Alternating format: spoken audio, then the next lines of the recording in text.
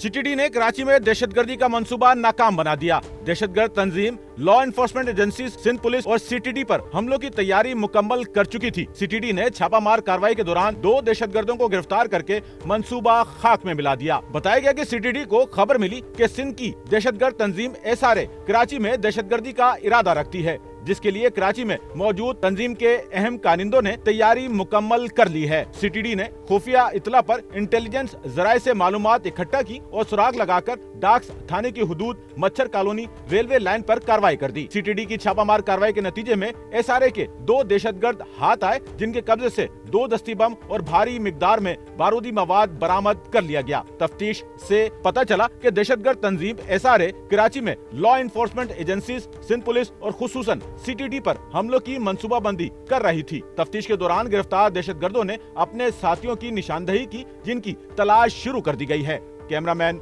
अमीन के साथ Noman Rafiq, SNN Karachi. Sachal news network की वीडियोस में खुशामदीद। नाजरीन, वीडियो से मुतालिक अपनी कीमती राय का इजहार कमेंट बॉक्स में ज़रूर करें और चैनल को सब्सक्राइब करें।